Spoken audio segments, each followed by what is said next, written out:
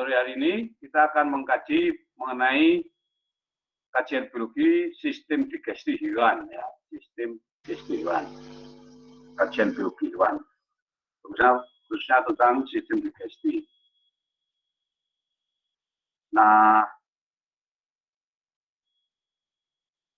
jadi peran utama dari sistem digesti itu adalah mengubah, ya, dalam hal ini dengan cara mencerna, mengubah dengan cara mencerna bahan-bahan makanan menjadi sari-sari makanan, ya, mencerna bahan-bahan makanan menjadi sari-sari makanan. Nah, proses pencernaan itu meliputi satu yaitu secara mekanis, pencernaan secara mekanis, yang kedua pencernaan secara kimiawi, yang ketiga pencernaan secara enzimatis, dan yang keempat adalah pencernaan secara mikrobiotis. Ya, tolong catat, ada tambahan pencernaan secara mikrobiotis.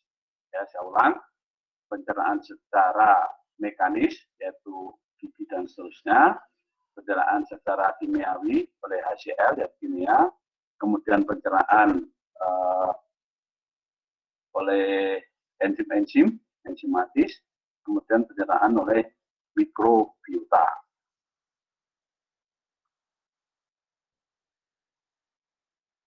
Jadi sekali lagi, peran dan fungsi saluran pencernaan yang utama adalah memecah, kemudian mengubah bahan-bahan makanan, yaitu nasi, protein lemak, dan lain-lainnya, menjadi sari-sari makanan. Nah, jadi tugas utamanya itu. Nah, setelah itu baru kemudian diabsorpsi, ya, diabsorpsi.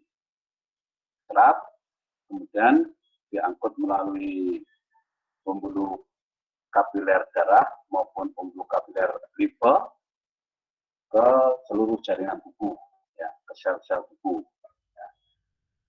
Tapi yang di sini, ya, yang di sel-sel tubuh atau jaringan tubuh itu namanya metabolisme seluler. Metabolisme seluler, sedangkan yang dari mulut sampai anus itu adalah pencernaan atau digesti. Jadi ada beda. Ya.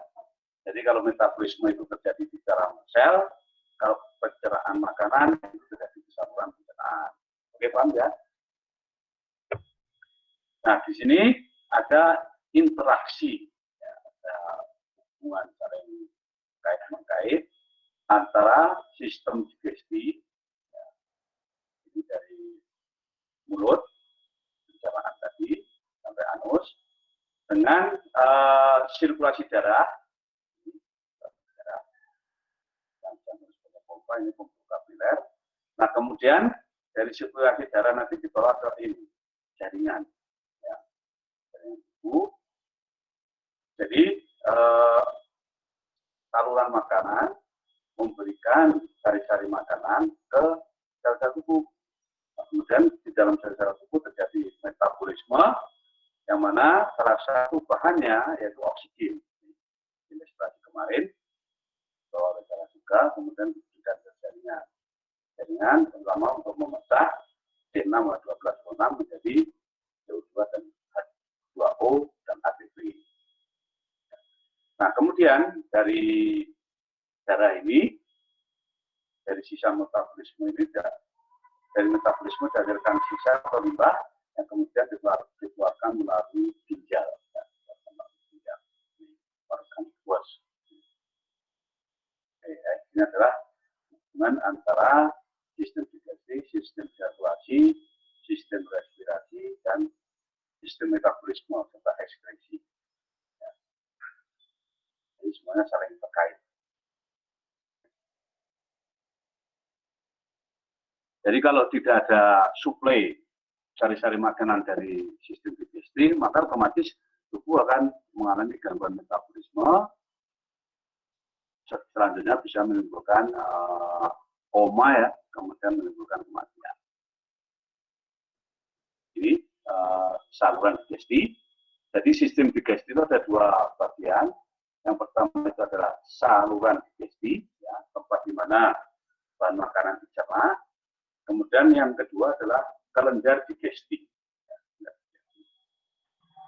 Yang salurannya mulai dari mulut, faring, esofagus, stomach, small intestine, large intestine, rectum, dan anus. Ya. Jadi masuk, dicerna, keluar yang tidak tercerna. Ini lebih. Jadi di sini ada kelenjar, yaitu kelenjar air liur, kelenjar hati. Ingat ya, hati itu sebagai kelenjar pencernaan, sebagai penghasil garam empedu, kemudian pankreas di sini. Ya, pankreas. Kelenjar yang besar, tapi sebetulnya sepanjang saluran pencernaan usus halus terutama itu terdapat kelenjar-kelenjar pencernaan ya, yang terletak di dalam lapisan tos.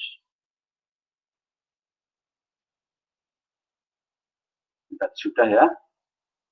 Nah, adapun fungsi ada 4 fungsi utama.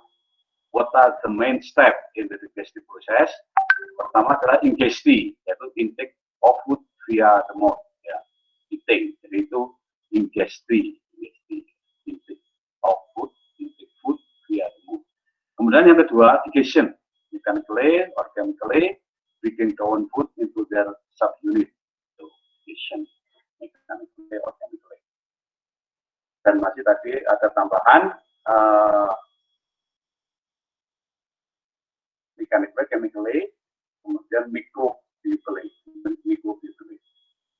Yang selanjutnya setelah ini menjadi sari-sari makanan atau nutrien ya, sari-sari makanan atau nutrien, maka jadi absorption, movement of nutrient across the GI tract wall to be delivered to the cell via the blood or via the lymph. Jadi ada dua, tidak hanya ke blood saja, tapi juga melalui limpa, khususnya yang asam lemak. Ya, jadi setelah absorpsi melalui mukosa, nanti jadi pergerakan, movement of nutrient. Jadi yang bisa diserap itu hanya nutrien dari makanan. Jadi kalau karbohidrat, glukosa, jadinya glukosa. Kalau protein jadinya asam amino acid. Kemudian kalau lipid, lemak, jadinya asam lemak dan gliserol. Nah, asam lemak nanti tidak melalui blood, kapiler, but via lymph kapiler ya. Kemudian yang berikutnya lawannya dari digesti adalah jesifikasi, yaitu removal, pelepasan of indigestible molecule. Jadi pelepasan bahan makanan yang tidak terserna. Saya ulang, jadi ada digesti, ada digesti, ada absorpsi, dan ada digesti. Jadi metabolisme tidak termasuk di dalam proses digesti. Oke ya.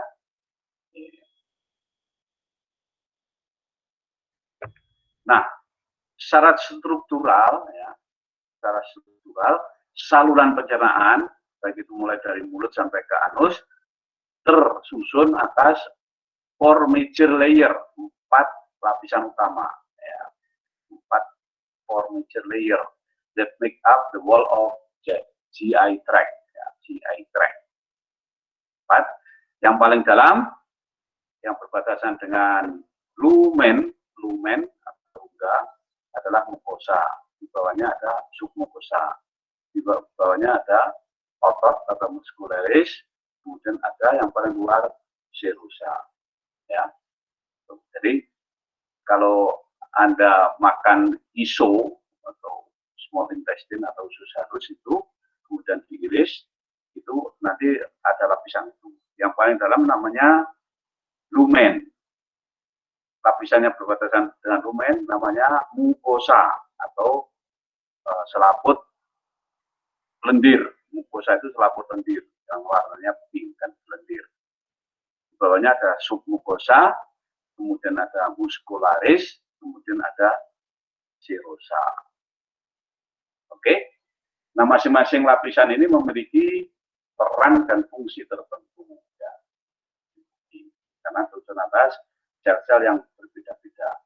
Yang mukosa itu khususnya pada usus halus, tersusun atas sel-sel botol ya, berbentuk seperti botol atau namanya sel kolumner.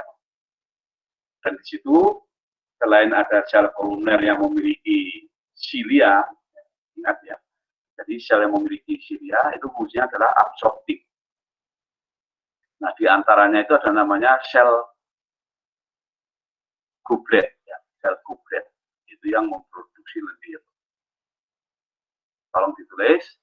Jadi mukosa dari saluran pencernaan, khususnya yang ada di small intestine, duodenum, jejunum, ileum, itu di situ ada villi.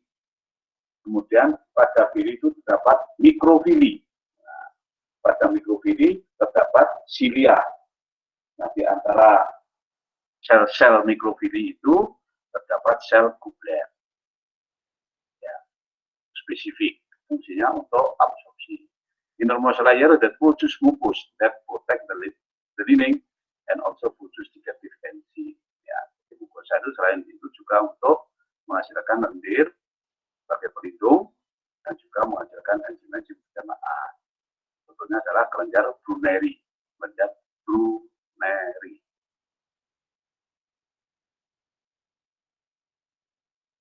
Oke, itu yang lapisan paling dalam, mukosa.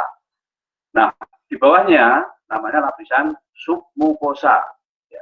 Second layer of loose connective tissue. Ya. Jadi pada submukosa ini banyak sekali terdapat jaringan ikat. Ya. Jadi dia lentur ya, fleksibel, jadi bisa melar, bisa mengkeret. Ya. Selain itu juga mengandung contain blood vessel, lymphatic vessel, and nerves. Ya. Jadi mengandung pembuluh kapiler darah, pembuluh kapiler limpa, dan saraf. Makanya kalau ada kerusakan pada mukosa, pas atau korengan ya, atau karena infeksi, maka nanti permukaan saraf pada submukosa itu akan terpapar dengan zat-zat makanan sehingga terasa perih sakit. Ya, submukosa. Ingat ya. Jadi submukosa banyak mengandung jaringan ikat, kemudian pembuluh darah, pembuluh limpa, dan ujung saraf. Yang berikutnya yaitu yang berperan penting di dalam pergerakan usus, namanya lapisan muskularis. Muskularis. Muskular itu artinya otot. Made of two layer of smooth muscle, ingat ya. Jadi yang otot yang menyusun saluran pencernaan itu adalah otot polos. Ya. Artinya otot otonom, dia tidak mau disuruh saat begini. Dia yang menyuruh nanti saraf tapi tidak bisa disuruh oleh kehendak kita. Ada dua lapisan, yang sebelah dalam namanya sirkuler, yang sebelah luar namanya longitudinal. Catat itu ya, longitudinal dan sirkuler. Sirkuler sebelah dalam, sebelah luar. Kombinasi gerakannya tadi, mengkerut, memanjang, akan terjadi namanya gerakan peristaltik. Nah, kemudian yang lapisan paling luar, yang menyebabkan licin ya, karena adanya lapisan serosa. Jadi usus itu misalnya dicampur diurek-urek gitu ya, nanti tetap dia kembali di semula. Jadi yang perlu Anda ingat-ingat bahwa lapisan usus itu kalau dipotong tersusun atas 4. Yang paling dalam namanya mukosa, kemudian di bawahnya belah luarnya itu namanya submukosa, belah luarnya lagi namanya muskularis, dan yang paling luar namanya serosa. Ya, oke. Nah, sejatinya usus itu adalah sebelah dalam itu ya, walaupun di sebelah dalam itu sebenarnya luar, artinya makanan yang kita makan itu tidak 100% steril. Ya. Dan ingat bahwa di dalam usus itu juga terdapat mikroba, dapat bakteri, dapat jamur, dapat protozoa, yaitu ada yang patogen yang menimbulkan penyakit, ada juga yang komensal, ya, saling menguntungkan. Ya. Nah, oleh karena itu, oleh alam oleh Allah Subhanahu wa taala. Pada lapisan submukosa ini banyak juga terdapat namanya jaringan limfoid. Ya, jaringan limfoid itu adalah kumpulan sel-sel limfosit yang berperan di dalam sistem pertahanan, ya, sistem pertahanan atau dalam peran dalam mempertahankan tubuh dari serangan penyakit. Jelas ya? Nah, ini gambaran melintang dari saluran usus, ya, usus. Jadi ini yang sebelah dalam bentuk lipatan-lipatan yang disebut dengan villi. Ya, jadi mukosa itu nanti bentuk villi. Pada villi ini terdapat mikrovili. Jadi ada dua ya, villi, jonjot, mikrovili, jonjot-jonjot kecil. Ya, semacam silia. Yang fungsinya untuk menghambat aliran sari-sari makanan supaya mudah diserap. Ya, memperluas permukaan supaya penyerapannya efektif. Nah, kemudian di bawah mukosa ada serosa. Yang lihat, kemudian lipoid tadi. Kemudian lapisan otot. Jadi yang sebelah dalam melingkar, namanya sirkuler, dan sebelah luar namanya longitudinal. Ya, longitudinal. Kemudian paling luar ini namanya serosa. Nah, pada serosa ini nanti ada pegantung khusus ya, namanya mesenterium, supaya dia tidak lepas ke sana kemari.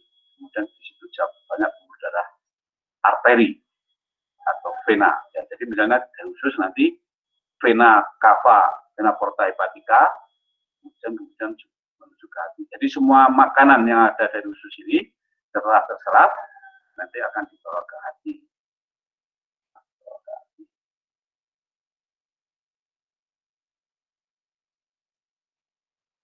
Oke. Nah, ini adalah gambaran ya, gambaran dari gerakan peristaltik, yang mana koordinasi dari otot longitudinal dan otot sirkuler ini nanti akan mendorong bolus ya, atau makanan dari ujung depan ke ujung belakang. Jadi gerakannya namanya gerakan peristaltik karena ototnya yang sirkuler kecil, kemudian longitudinal memendek. Akibatnya terjadi tekanan mendorong dari arah depan ke belakang. Kalau gerakannya kebalikan misalnya muntah, ya, itu namanya antiperistaltik.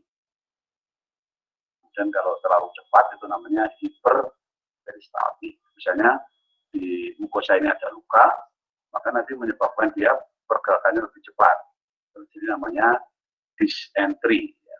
Kelainan di situ sakit, entry usus, ya, dysentery.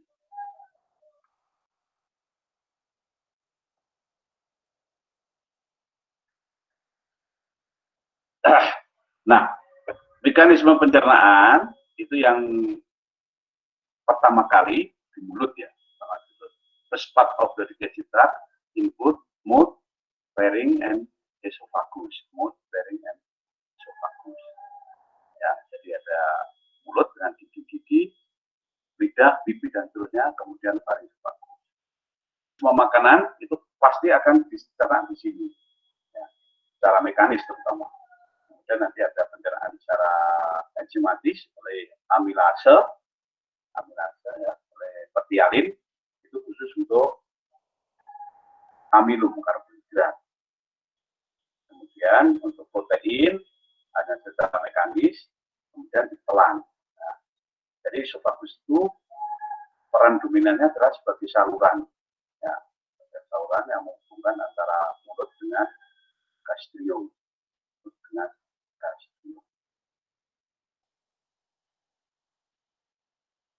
Oke.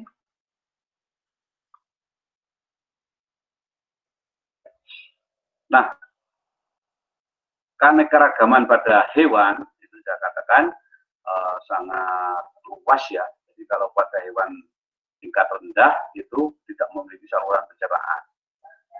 Ada juga yang menggunakan pencernaan secara seluler, yaitu adanya polar cell. Kemudian pada beberapa hewan aper itu sudah ada saluran pencernaan, maksudnya ada mulut ya, kemudian ada semacam gastrium khusus, kemudian ada anus. Itu. Nah, dari situ sebetulnya pada hakikatnya pada semua hewan baik tingkat rendah maupun tingkat tinggi, dia kebanyakan ya pada umumnya itu memerlukan pencernaan bahan makanan menjadi sari-sari makanan. Daripada hewan parasit seperti cacing ya, cacing pipi, kemudian nematelmintes, apalagi pada malaria itu dia langsung makan dari sari-sari makanan.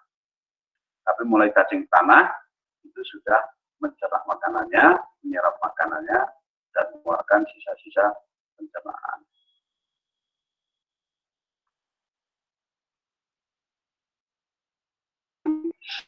Tadi sebagian sudah ya, dari pertama ingesti, menerima, mengunyah, menyalurkan, mengantarkan, merestorasi, menyimpan, mencerna, ya, itu mulai dari mulut sampai anus, penyerapan dan pengeluaran.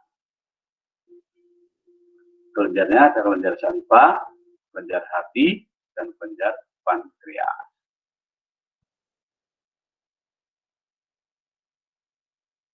Oke. Nah, pada setiap segmen, jadi saluran pencernaan itu nanti ada segmen-segmen ya. Segmen mulut, kemudian esofagus, kemudian gastrium, kemudian usus halus, usus besar. Nah, pada setiap batas segmen itu yang spesifik ada namanya otot poros pengatur atau yang biasa disebut dengan sphincter.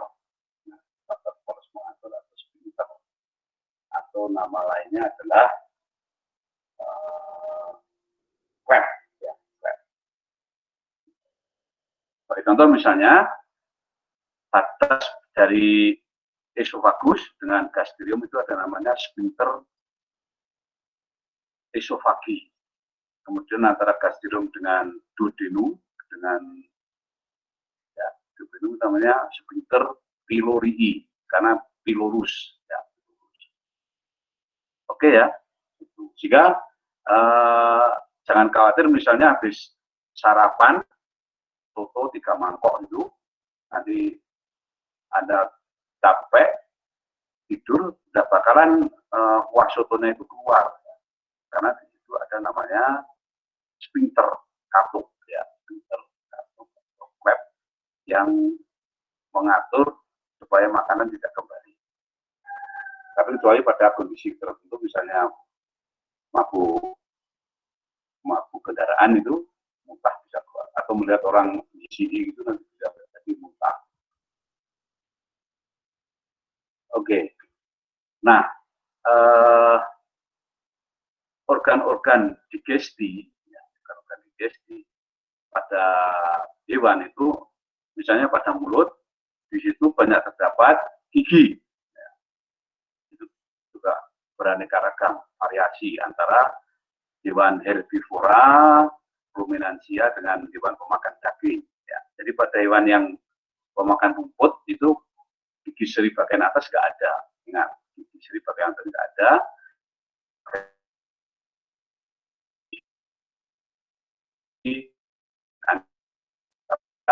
Yang dominan gigi premolar dan molar, geraham ya, geraham kecil dan geraham besar. Karena apa? Itu merupakan bentuk dari adaptasi ya, adaptasi hewan terhadap jenis makanannya. Ya, kalau makanannya rumput, maka yang paling penting adalah grinding.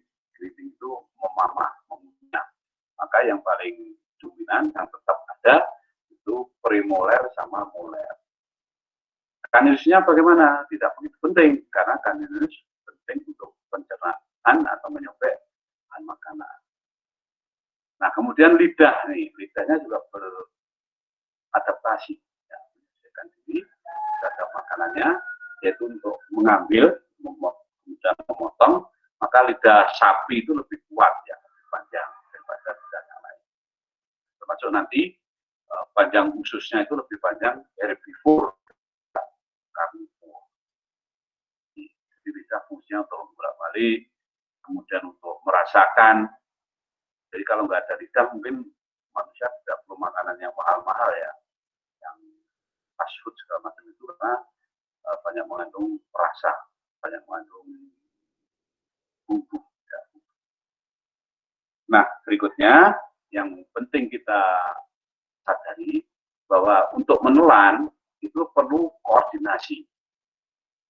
Ya, perlu kerja beberapa saraf, terutama saraf kranial. Ingat ya, saraf kranial itu saraf yang keluar dari batang otak. Jadi ada 12 pasang.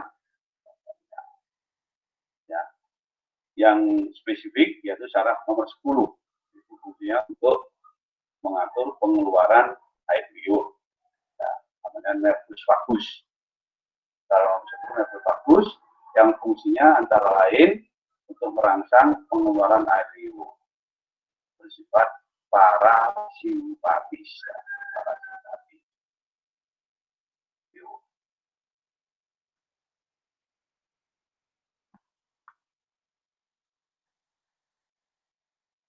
Oke, ini gigi. Nanti baca sendiri. Nah, sekarang saliva ya. Kelenjar saliva itu ada 3, kelenjar parotis, submaxillaris, dan submandibularis. Itu ukurannya juga berbeda-beda ya. Yang kaitannya dengan fisiologi fungsinya adalah menghasilkan enzim amilase. Ya, nah, ada sedikit lipase, tapi sebetulnya bahan makanan itu bisa dicerna oleh lipase, manakala bahan makanan tadi itu telah diemulsifikasi, ya, diemulsifikasi oleh garam bedu. Nah, fungsi emulsifikasi adalah untuk mengubah dari sifatnya yang tidak larut air ya menjadi larut air, tidak larut air menjadi larut air. Itu fungsi dari garam bedu. Kemudian selain itu pada air liur juga banyak terdapat lysozyme, enzim yang pencernaan ya. Berhubungan juga ada juga IgA, imunoglobulin, ingat ya, kekebalan A atau globulin. Ya. Jadi ya, secara alami kalau ada bakteri, kuman-kuman, virus termasuk virus COVID, itu kalau tubuh kita itu kuat, ya, maka pada air liur kita itu ada zat kebalnya, ya, yang nanti akan melawan kuman-kuman. Kemudian yang terpenting lagi, air liur itu mengandung lendir atau yang disebut dengan musin. Ya, itu dihasilkan oleh kelenjar air liur musin. Nah, fungsinya adalah untuk melumasi atau agar makanan itu mudah ditelan. Biasanya coba Anda makan tepung itu ya, tuna dulu tanpa ada air liur mungkin susah untuk ditelan. Kemudian ada zat-zat yang mengatur pertumbuhan namanya EGF atau epidermal growth factor atau NGF, ya, epidermal growth factor atau IGF, insulin growth factor. Jadi pada air liur itu terdapat hormon yang disebut dengan NGF dan IGF. Makanya secara tradisional air liur bisa juga digunakan sebagai obat luka. Ya, nah, ini struktur dari kelenjar saliva.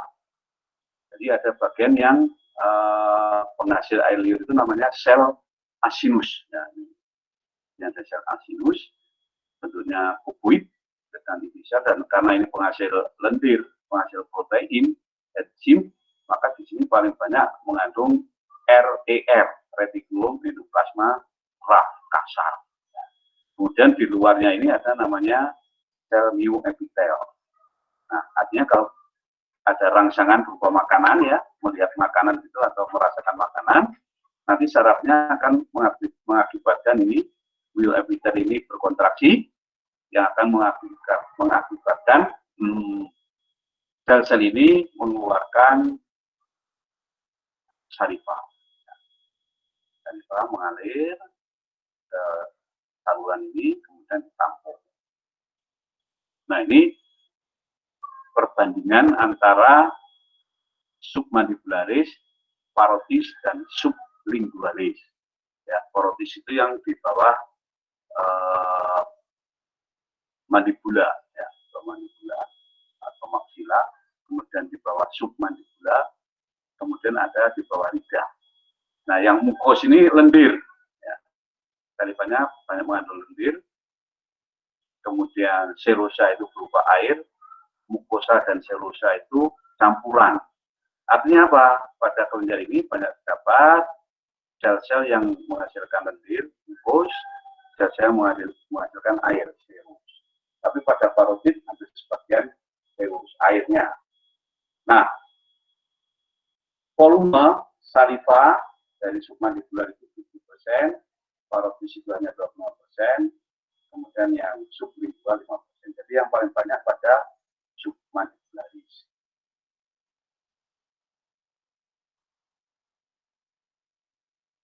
Oke?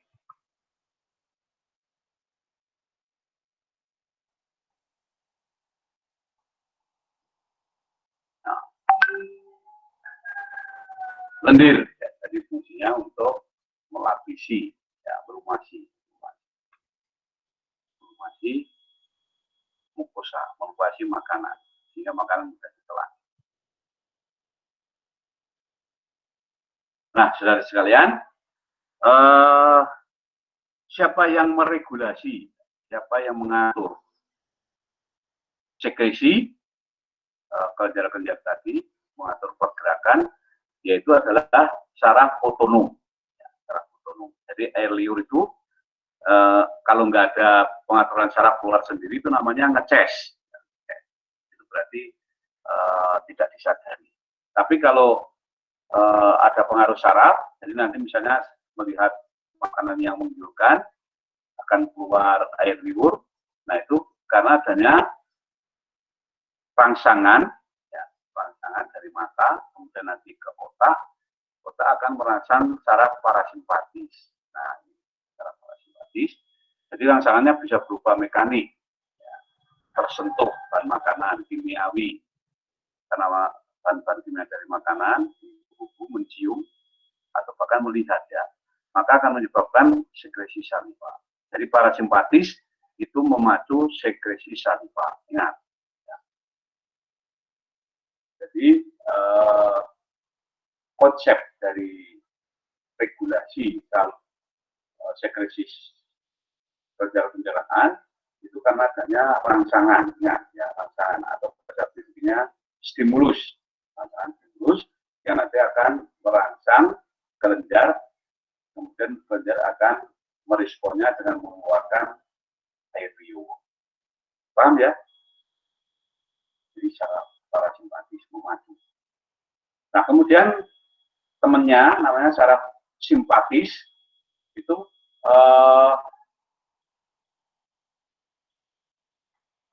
dia menghambat sekresi saliva. Seperti yang paling banyak itu mengeluarkan parasimpatis, menyebabkan sekresi saliva menurun, kemudian kandungan bahan organiknya banyak, jadi kental. Simpatis, ya. Parasimpatis dan simpatis bekerja sama, kooperasi, yang satu merangsang, yang satu menghambat. Oke ya, paham ya?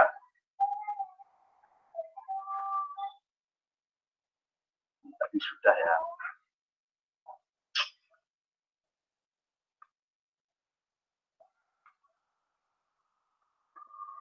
Nah, jadi pada mulut, selain fungsi atau peran sebagai digesti, adanya gerigi, kemudian amilase, juga ada ini, tonsil, ya, tonsil dan adduit. Tonsil itu adalah at the back of the mouth and other lymphatic tissue are important in fighting disease. Jadi tonsil itu lebih berperan di dalam sistem pertahanan atau biasa disebut dengan amandel ya. Jadi ada tonsil, ada adenoid yang fungsinya pada sistem pertahanan fighting disease. Important in fighting disease. Kemudian kita sudah, nah pada lidah itu yang terpenting ada risbat ya, risbat puting ya, puting pengecap itu ada macam-macam tentunya. Yang terpenting pada risbat ini ada bagian indera atau reseptor yang akan merasakan ini jenis-jenis rasa makanan. Jadi misalnya ini asin, manis, pahit dan seterusnya. Jadi sebetulnya kalau kita makan makanan yang mahal, yang enak itu hanya menservis puting pengecap pada lidah ini. Jadi ini yang menyebabkan makanan jadi mahal. Tapi sebetulnya secara basic makanan itu ya tersusun atas amino, fatty, protein dan lemak. Oke.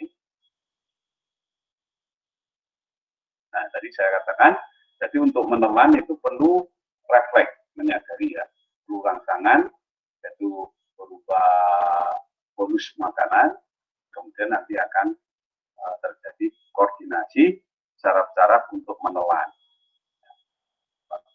Kemudian ada pengaturan refleks makanan. Di mulut, pencernaan yang paling utama yaitu karbohidrat atau amino, protein, lemak, vitamin mineral, dan serat kasar. Jadi serat kasar itu sebetulnya tidak tercerna, ya, tidak tercerna karena tidak ada enzim-enzim pada manusia khususnya ya. Tapi pada herbivore bisa, ya, terutama nanti pencernaan oleh mikrobiota. Jadi karbohidrat seperti nasi, donat bisa, misalnya protein, telur, daging, tahu, tempe dan sebagainya nanti akan didegradasi, dicerna dari cara enzimatis, hidrolisis akan menjadi nutrien. Nah, yang diperlukan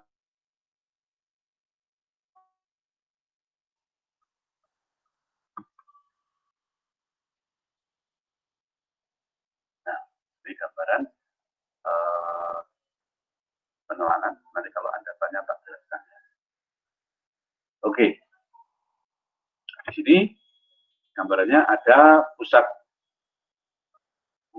saraf ya, atau pusat penelanan. Dan di sini batang otak itu isinya adalah saraf-saraf ini, trigeminal nomor 3, glossopharyngeal. Kemudian saraf nomor 10, nervus vagus. Ingat-ingat ya, nervus vagus ini fungsinya untuk mengkontrol gerakan saluran pencernaan, mengkontrol sekresi kelenjar pencernaan, karena ini bersifat, ingat ya, nervus vagus itu adalah saraf parasimpatis, saraf parasimpatis.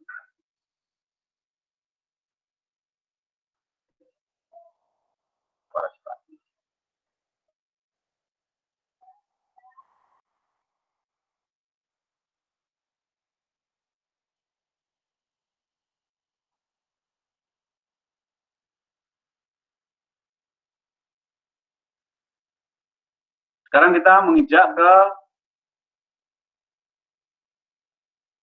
lambung, ya, ke lambung atau gastrium, ventriculus. Jadi lambung atau ventriculus itu merupakan saluran pencernaan yang mengalami lebaran atau namanya distensi. Ya. Karena fungsinya, perannya sebagai tempat penampungan makanan, penyimpanan, dan juga pencernaan dengan menggunakan bahan kimia namanya asam lambung. Jadi harus dibikin istimewa strukturnya. Istimewa, selain menghasilkan HCl, dia juga harus tahan ya, terhadap reaksi asam lambung. Artinya begini, sebagai gambaran, kalau kita makan sate kelatak, nanti di dekat rumah saya banyak sate kelatak. Itu misalnya Anda menelan satu potong daging, maka besok tidak bakalan keluar potongan daging, tapi dagingnya sudah hancur. Artinya apa? Jadi dengan cairan atau namanya gastric juice ya, makanan gastric juice, itu sate itu bisa dihancurkan. Nah, pertanyaannya, mengapa dinding lambung itu tidak tercerna ya? Dinding lambung tidak tercerna oleh HCl. Hanya pada orang-orang tertentu itu yang menderita luka lambung, itu yang sakit ya, perih karena adanya HCl yang mengenai luka. Oke. Nah, oleh karena itu lambung selain menghasilkan asam kuat, asam HCl, dia juga menghasilkan lendir supaya dinding lambung itu tidak rusak oleh HCl. Ya, dia dilapisi oleh lendir. Ya. Kemudian juga menghasilkan enzim. Ya. Calon enzim namanya pepsinogen yang nanti oleh HCl akan diubah menjadi pepsin. Nah, ya. Jadi selain merupakan distensi pelebaran untuk menampung, menyimpan. Jadi kalau kita nggak ada lambung nanti mau kuliah itu makan repot ya, karena tidak ada tempat penyimpanannya. Kalau monyet itu pada pipi, kalau pada ayam ada namanya ventriculus, ya, tembolok. Kalau pada sapi itu ada namanya rumen reticulum dan seterusnya, otak. Nah, pada manusia cukup menggunakan lambung. Ya, kucing, anjing itu pakai lambung. Nah, lambungnya bagian-bagiannya yang pertama adalah kardiak. Kardiak itu dari kata jantung, kardio ya, yang berbatasan dengan jantung. Ya, jadi antara ventriculus dengan toraks, rongga toraks itu dibatasi oleh diafragma. Diafragma, kemudian antara mulut dengan lambung itu dihubungkan oleh esofagus. Ya. Jadi saluran pencernaan yang berada di rongga torak dada itu adalah esofagus. Bagian lambung, kardiak, kemudian yang jendul itu namanya fundus, bagian utamanya namanya corpus dan antrum, kemudian bagian yang berbatasan dengan duodenum itu namanya pylorus. Ya. Jadi satu organ gastrium itu bisa dibeda-bedakan itu dan secara garis besar itu kalau detail lebih detail lagi ada bagian kardiak, fundus, corpus, antrum dan pylorus. Nah, pada bagian-bagian ini susun atas sel-sel yang berbeda sehingga fungsinya berbeda. Adalah gambaran lambung. Jadi pada bagian luarnya ini banyak sekali pembuluh darah. Jadi yang di sini namanya kardiak, ini fundus, ya, fundus. Kemudian ini corpus, kemudian di sini pylorus, baru ke duodenum. Ya. Nah, ini ada vena porta hepatica. Ya. Jadi yang mengangkut sari-sari makanan dari lapisan usus. Kemudian ada juga saluran empedu, ductus cysticus atau ductus hepaticus. Oke.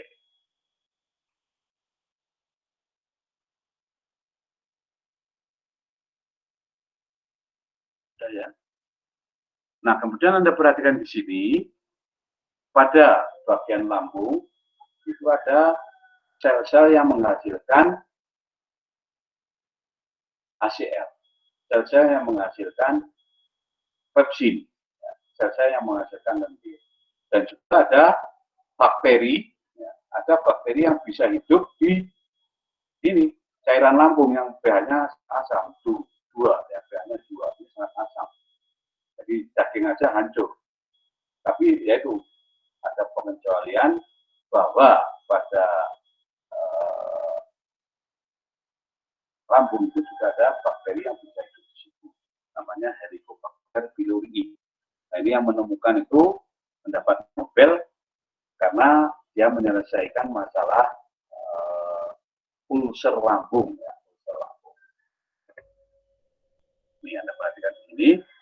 gambaran sistematisnya, ini V-nya, lipatan-lipatannya ya. Kemudian pada permukaan mukosanya itu terdapat lipatan-lipatan atau disebut dengan gastric peak yang nanti akan berperan di dalam menghasilkan HCl dan menghasilkan lendir. Ini jenis-jenis sel yang berada di lambung.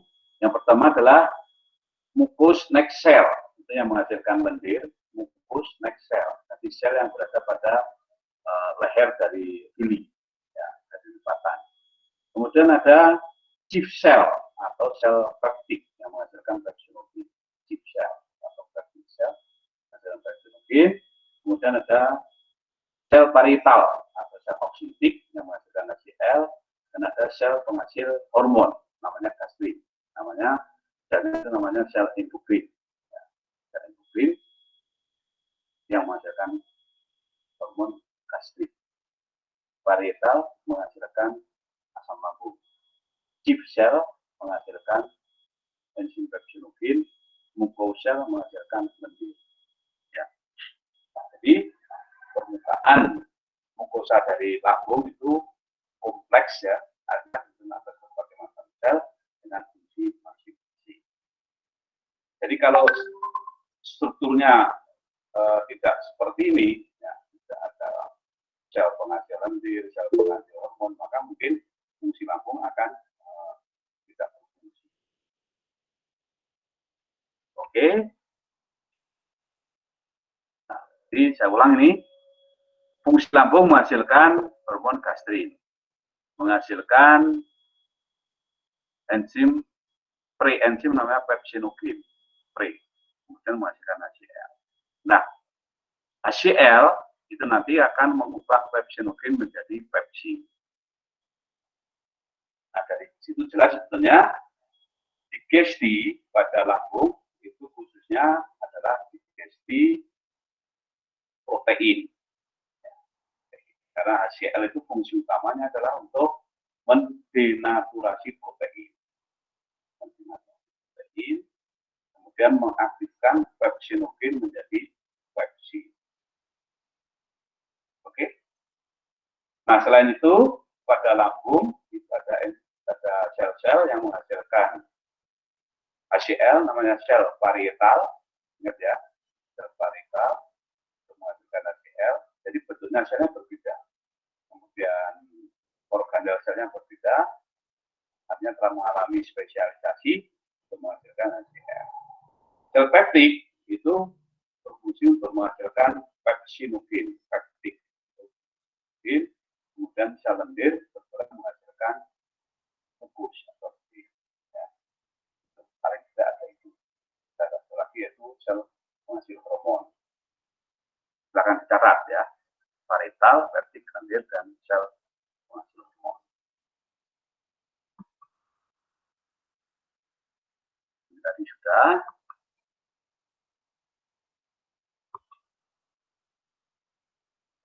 Nah, perubahan yang mencolok ya, setelah makanan itu berada di lambung, nanti akan diremas-remas oleh gerakan lambung, oleh zat kimia tadi, mesin, nanti jadi bentuknya namanya cim atau bubur. Ya.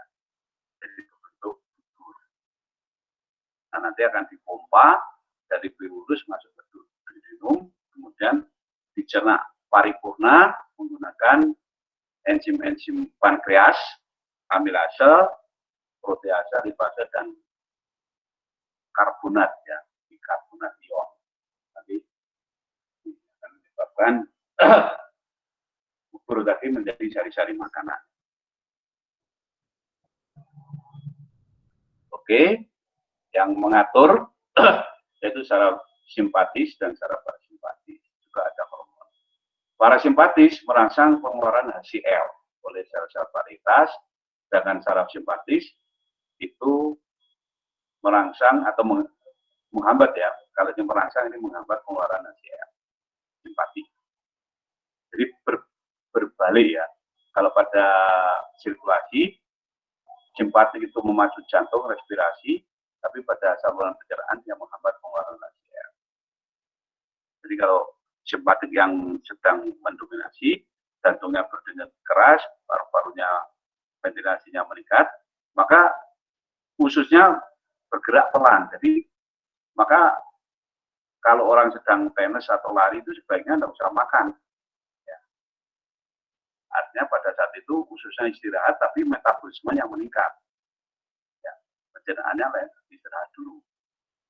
Oke, paham? Nah ini simpatik dan parasimpatik itu adalah bagian dari saraf otonom. Oke, pencernaan di lambung sudah, protein, usus halus.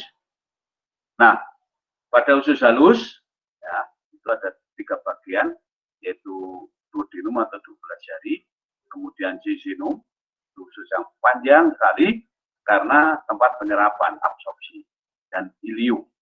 Ya, duodenum itu juga sudah mulai terjadi penyerapan karena sudah terjadi pencernaan secara sempurna. Kemudian jejunum, jadi bentuknya berkelok-kelok, banyak sekali pembuluh darah dan limpa, kemudian ilium. Nah, dari ilium nanti dia berpindah ke usus besar, yaitu yang berbatasan dengan appendix. Tapi ingat bahwa appendix itu peran utamanya pada sistem pertahanan. Appendix ya, sistem pertahanan, karena pada usus besar atau appendix itu terdapat banyak sekali jaringan limbik. Pada duodenum, ini yang spesifik, yaitu adanya muara dari empedu, vesika vilea, dan dari pankreas ya. Jadi hati nanti empedunya disimpan di kantong empedu nanti akan dirangsang oleh CCK, kemudian garam empedunya akan keluar ke duodenum. Nah, siapa yang merangsang? Jadi tidak setiap saat dikeluarkan, tergantung stimulannya, perangsangnya, yaitu makanan berbentuk lemak. Jadi empedu itu hanya dikeluarkan kalau ada bahan makanan yang berupa lemak. Ya. Kemudian akan diemulsifikasikan oleh empedu, dicatat ya. Jadi garam empedu itu fungsinya untuk mengemulsifikasikan. Emulsifikasi artinya mengubah dari non-polar, tidak larut air, menjadi polar, yang larut air. Nah, baru kemudian dihidrolisis atau dikerjain, yang lemah itu namanya oleh lipase. Nah, yang merangsang kontraksi atau sekresi dari vesika vilea itu adalah hormon cholecystokinin, CCK. Nah, hormon lainnya, ini yang dihasilkan oleh mukosa, namanya pankreosimin. Ya, mukosa itu mukosa usus, mukosa duodenum menghasilkan pankreosimin atau sekretin yang nanti akan merangsang sekresi enzim amilase, protease, dan lipase. Sedangkan sekretin merangsang ion HCO3 ya, ion bikarbonat yang fungsinya untuk menetralkan bahan makanan. Nah, yang spesifik lagi di duodenum, usus halus itu ada kelenjar Bruneri. Ya, Bruneri. Pada submukosa tadi, yang fungsinya adalah menghasilkan enzim-enzim disakaridase. Ya. Jadi jelas dari namanya disakaridase, ase itu enzim, trivial ya. Kemudian substratnya itu adalah disakarida. Ada maltosa, kemudian ada sukrosa, kemudian ada fruktosa, galaktosa, dan seterusnya.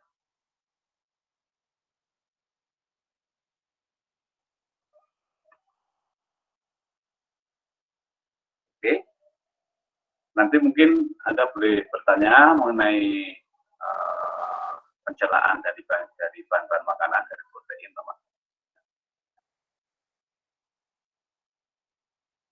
Oke, ini mengulang ya. Jadi pengaturan oleh hormon itu gastrin itu oleh lambung untuk merangsang sekresi HCl dan pepsinogen, CCK cholecystokinin itu untuk merangsang kontraksi kantong empedu, sekretin untuk merangsang sekresi pankreas. Mungkin ada pertanyaan? Sekian dulu. Saya mau bertanya, Pak. Ya, silakan. Kita tulis dulu.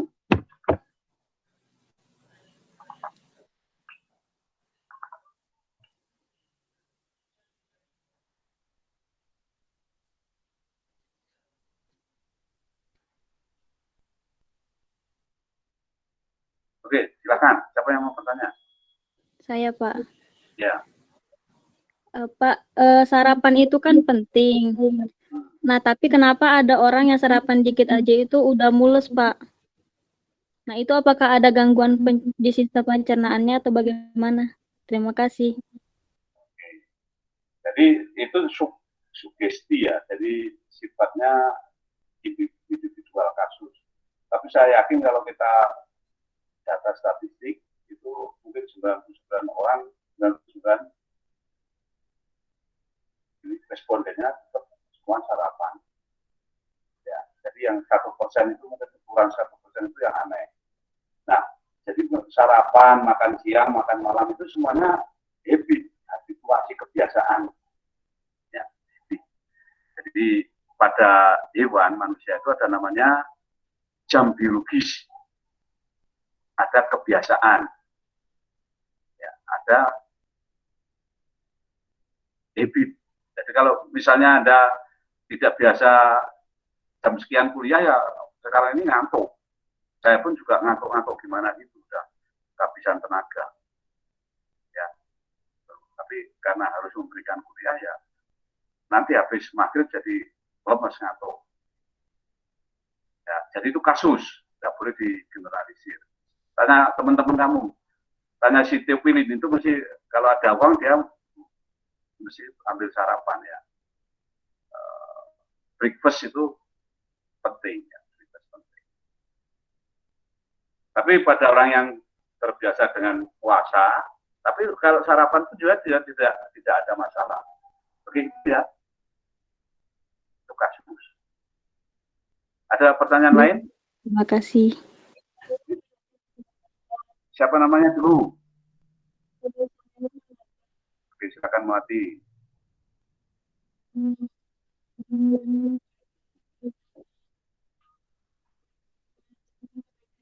Ya, betul.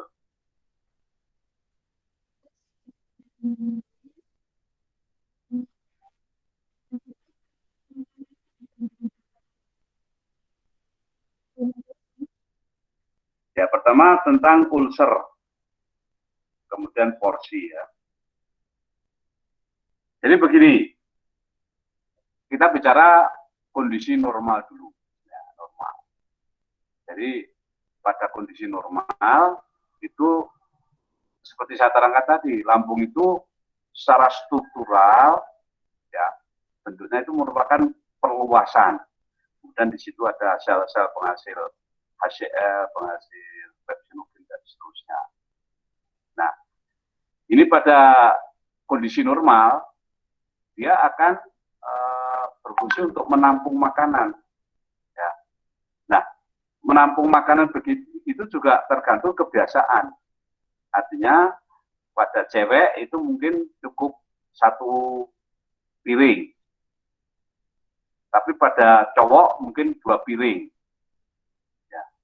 Apalagi pada yang namanya badoger. Ya, badoger. Badog itu tukang makan, ger itu orang yang makan.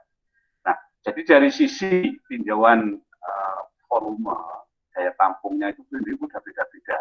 Nah, jadi ada orang yang biasa makan itu tidak harus kenyang, ada orang yang melampiaskan waktu makan harus kenyang, ada yang sampai perutnya, jadi perut besar itu sebetulnya manifestasi dari pelebaran, distensi dari lambung itu.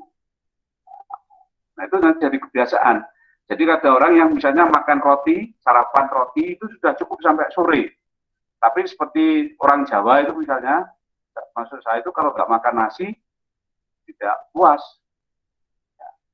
Tapi kalau kita misalnya di hotel kemudian makan roti ya tetap harus makan nasi. Ya. Nah,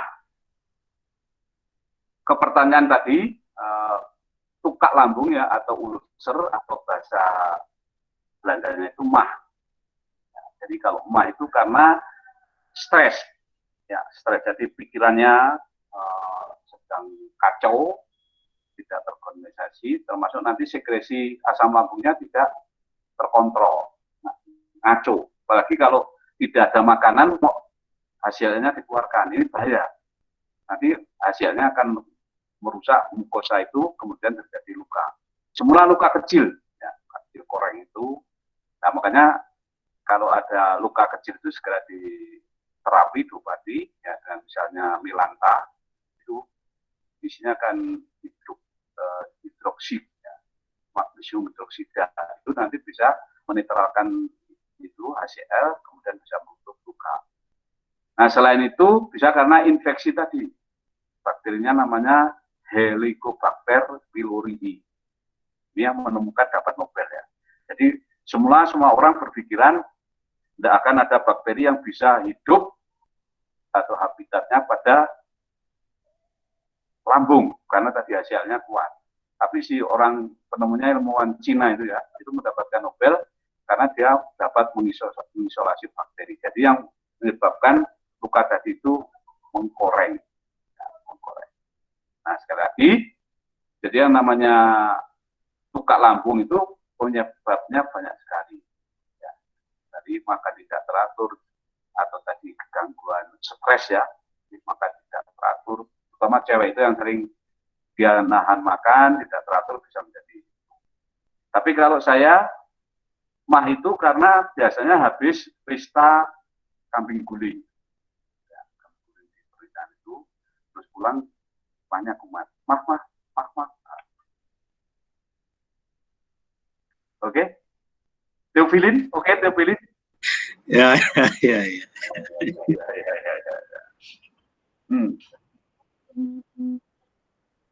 Boleh. Siapa namanya dulu?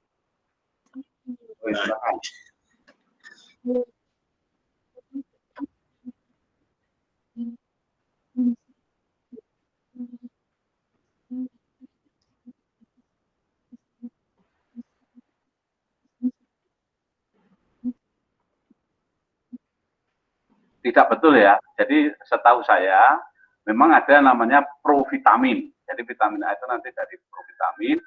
Nah, jadi nanti provitamin itu akan misalnya pengaruh pencernaan dan segala macam, nanti akan menjadi namanya vitamin.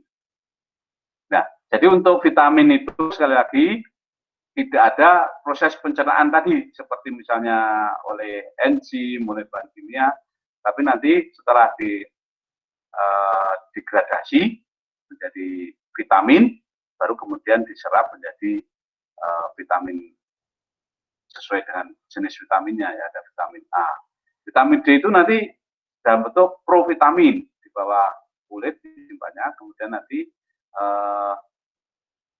akan dirubah oleh matahari, kemudian dirubah di hati dan ginjal dan paru-paru nanti menjadi vitamin D. Ya. Jadi makanan kita yang berasal dari sumbernya, ya, bahan makanan misalnya mengandung vitamin A, vitamin B, vitamin C, vitamin D, itu biasanya bisa langsung diserap dan digunakan. Tapi setahu saya vitamin itu kalau berlebihan dibuang, tidak bisa diserap, tidak bisa disimpan, ya. Tidak bisa disimpan, tapi kebanyakan dibuang kalau kebanyakan. Tapi kalau kekurangan itu menyebabkan avitaminofisisis.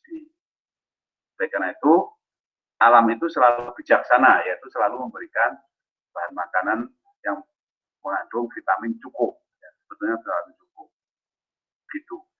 Tapi karena manusia sekarang telah mengubah perilakunya, kadang-kadang kita terlalu banyak memberi asupan vitamin. Jadi misalnya ada vitamin high kalsium, vitamin high vitamin C. Ya, itu nanti kalau berlebihan jadi buang ke tempat. Ya, vitamin C-nya itu tidak dipakai. Jadi nanti kita mendapat makanan dari buah-buahan atau dari buah-buahan, sayur dan seterusnya itu banyak mengandung vitamin. Oke, Melati? Ya. Ya. Saya melanjutkan pertanyaan dari Melati tadi. Saya Sofian. Ya. Ya. Jadi Pak, tentang vitamin tadi, jadi saya pernah baca kalau vitamin itu akan rusak kalau misalnya pada suhu yang tinggi, pada keadaan panas, misalnya seperti kebanyakan yang jus yang diseduh dengan air panas, misalnya jeruk dan segala macam, itu malah menghilangkan vitaminnya atau merusak vitaminnya. Apa benar Bapak? Ya, apa benar begitu? Betul ya. Jadi kalau protein pun ya asam amino itu kalau terlalu panas itu bisa merusak. Tapi ingat ya bahwa bahan makanan yang kita makan dengan standar itu kita sudah berlebih. Artinya apa? Bahwa vitamin-vitamin tadi ya ada yang rusak tapi tetap ada yang masih bisa digunakan. Indikatornya ya kita tetap tidak mengalami kekurangan vitamin A. Ya, kecuali pada orang-orang yang mengalami malnutrisi. Ya, jadi rasional kita tetap pada pengolahan. Jadi bahan makanan itu kalau diolah, dipanaskan terlalu panas misalnya, atau dijemur itu bisa rusak makanan vitaminnya. Ya, isinya itu berkurang. Tetapi di situ masih cukup yang terkandung itu, artinya melimpah. Ya, melimpah. Makanya disarankan kepada kita itu untuk makan itu makanan yang variatif, ya variatif dari berbagai sumber. Misalnya Anda makan lotek, lotek itu daunnya di dalam daun itu ada vitamin A yang menyusun ya hijau daun dan sebagainya itu pada di situ, klorofil segala macam itu banyak vitamin A. Oke, jadi jangan khawatir ya terhadap sumber vitamin yang ada di makanan kita. Begitu, ada pertanyaan lain? Pak, saya mau nanya, Pak. Ya, apa namanya? Najma. Oke. Pak, kalau lagi sakit pernah makan rasanya pahit gitu, Pak. Apa sih yang terjadi di lidah, Pak? Sampai makanan apapun jadi pahit. Ya. Ya, terima Jadi kasih. begini, Anda sudah tahu sebenarnya yang merasakan pahit itu adalah lidah. Ya. Nah, pada lidah tadi, di situ kan ada namanya puting pencap. Ya. Indra, yang mana pada sakit tertentu itu bakterinya itu menutup ya, membuat koloni atau menutup hidup di pada puting pencap tadi yang menyebabkan menghasilkan suatu zat yang menutup itu tadi, menutup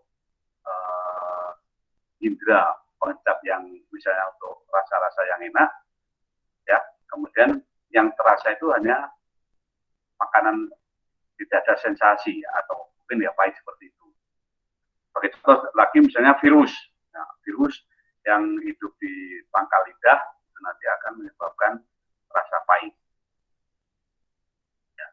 Jadi sensasi yang perlu Anda ingat ya, sensasi rasa makanan itu hanya bisa diketahui enak apa tidak, pahit atau manis, asin dan seterusnya itu hanya ketika menyentuh lidah. Setelah itu ya sama aja.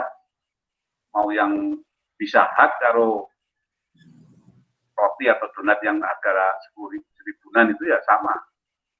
Artinya setelah dicerna itu hanya dibedakan menjadi karbohidrat, glukosa, protein, asam amino, kemudian lemak, asam lemak dan gliserol. Ya, jadi mahal tidaknya itu hanya pada di mulut, yaitu kurang lebih 1 menit. Ya, nanti kan begini ceritanya. Jadi misalnya kita makan roti yang mahal, apa? Misalnya roti yang mahal apa ya? Roti bagelet atau roti apa itu? Nanti setelah kita punya, hancur kan? Itu nanti dia dibasahi oleh air liur.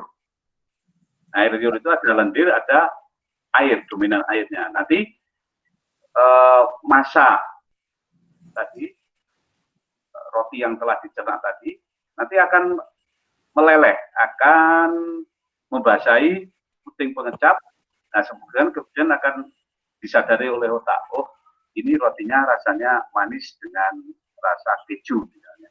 Ya sudah seperti itu. Selama dia masih menempel di situ, akan ada sensasi. Tapi kemudian kalau kita habis makan itu bakmi misalnya, kemudian kita minum teh pahit, maka nanti diganti dengan pahit itu. Ya. Jadi sensasi itu hanya ketika makanan atau bahan makanan ya itu menempel pada puting pengecap. Ya. Jadi pahit itu yang menempel adalah zat-zat pahit yang dihasilkan oleh mikroba. Ya. Makanya harus dihilangkan dulu mikrobanya. Oke, begitu? Ya baik Pak, terima kasih. Kita akhiri di sini dulu ya, sudah jam 5:30, belum mandi saya. Tapi kalau ada mau pertanyaan, silakan siapa aja. Saya Pak. Siapa ini? Agustin. Ya, Pak. Oke, Agustin, silakan Agustin. Pak, saya punya kenalan yang penyakit asam lambungnya naik sampai di kerongkongan, Pak. Saya mau bertanya, bagaimana hal itu bisa terjadi, Pak? Asam lambungnya sampai naik di kerongkongan dan merusak dinding kerongkongannya, seperti itu, Pak. Ya. Cewek apa cowok? Ibu saya, Pak. Oh, ya. Jadi begini, tapi itu masa sampai merusak kerongkongan? Sampai luka, Pak. Itu berarti mungkin apa ya, kronis. Jadi begini ceritanya, tadi kan saya ceritakan. Jadi dari mulut itu nanti berlanjut ke faring. Ya, faring itu persilangan antara saluran makan dan saluran nafas. Nah, dari faring untuk makanan itu berlanjut ke esofagus. Ingat, esofagus itu strukturnya adalah otot polos ya. Jadi ada mukosa, submukosa, otot dan selusa. Nah, dari esofagus nanti berlanjut ke gastrium, ke lambung. Nah, jadi antara esofagus dengan lambung itu ada namanya sphincter esofagi, flap. Artinya apa? Makanan yang sudah ditelan masuk ke lambung itu secara normal ya, itu tidak bisa kembali ke esofagus. Nah, fungsi utama dari lambung itu adalah sebagai tempat penampungan, dan yang penting tapi juga berbahaya yaitu tempat menghasilkan HCl, asam lambung. Jadi kalau nggak ada HCl, mikroba, cacing-cacing yang kita makan itu tidak akan hancur. Ya. Jadi zat kimia penghancur bahan makanan itu namanya HCl itu. Nah, ya. Pertanyaan tadi sudah saya katakan itu, kalau kenapa dinding lambung tidak rusak oleh HCl? Itu karena alamnya di situ ada lendir, kemudian ada lalu menghasilkan OH yang akan menetralkan HCl. Jadi kondisi normal no problem, tidak ada masalah. Kamu, saya itu mungkin tidak ada masalah dengan lambung kita. Nah, pada kondisi tertentu namanya high secretion of acid itu ya. Jadi HAS itu nanti lambungnya itu menghasilkan HCl terlalu banyak. Nah, ini karena apa? Karena stres. Ya, karena stres. Ya, karena kondisi tidak seimbang, tidak homeostasis, maka HCl-nya banyak. Nah, ini kalau dibiarkan terus, tidak dinetralkan, maka nanti HCl yang jadi itu cairan ya, tanpa makanan yang mengandung HCl tadi nanti akan di antiperistaltik, dimuntahkan, jadi keluar. Nah, itu tadi kalau misalnya bisa keluar semua, no problem. Tapi bisa jadi nanti melukai bagian esofagusnya. Tapi itu sebetulnya nanti juga akan sembuh sendiri asal tidak terus-menerus. Biasanya dikasih obat penetral, nanti akan menetralkan asam lambungnya. kemudian luka yang ada di esofagus itu akan sembuh. Ya, jadi sudah dibawa ke dokter kan, sudah diterapi di rumah sakit. Tapi kalau dibiarkan di rumah terus nanti ya bisa jadi semakin parah. Ya, jadi harus rutin minum obat seperti tadi ya. Paling gampang itu Proma itu sudah cukup. Ya, nanti kalau terasa perih, kembung itu sudah minum. Karena itu berarti ada indikasi bahwa sekresi asam lambung sudah meningkat. Artinya kita tahu kelemahan kita masing-masing. Jadi misalnya saya merasakan pusing, ya saya segera minum paracetamol. Paracetamol itu obat umum untuk menurunkan panas, untuk menghilangkan sakit kepala dan seterusnya. Tapi sekresi asam lambung yang meningkat itu tidak sebut dengan paracetamol. Obatnya yaitu dengan menggunakan tadi ya, magnesium klorid biasanya, kayak susu itu, susu yang mengandung magnesium hidroksida yang nanti kalau dihidup akan menyerapkan asam lambung. Begitu ya. Jadi itu spesifik kasus terutama pada ibu-ibu. Bisa jadi nanti kalau itu menekan jantung, nanti akan terjadi susah napas. Ya. Apalagi kan stres ya, makin stres, terus makin susah dikendalikan. Oke. Jadi yang pertama kita menyadari bahwa ada kelainan. Oleh karena itu, kalau ada kelainan, gangguan, ya kalau kita tidak bisa mengobati ya ke dokter. Nanti dari dokter tinggal copy aja. Oh, ternyata dokter dikasih misalnya Milanta, ya besok kalau seperti itu minum Milanta. Nah, kalau berani ya. Ya seperti orang lapar itu, kalau lapar ya obatnya makan. Kalau haus obatnya minum. Oke? Saya kira cukup sekian dulu ya. Kita lanjutkan minggu depan. Ada kurang lebih mohon maaf. Saya akhiri. Assalamualaikum warahmatullahi wabarakatuh. Selamat sore. Salam sejahtera untuk semuanya. Selamat sore. Jovili, how are you? Fine? Yeah, I'm fine, Pak. I'm fine. Alhamdulillah. Terima kasih. Puji Ya. Tuhan. Ya, amin. Oke, see you ya. See you next time. Ya, Pak. Terima kasih, Pak. Terima kasih. Terima kasih, Pak.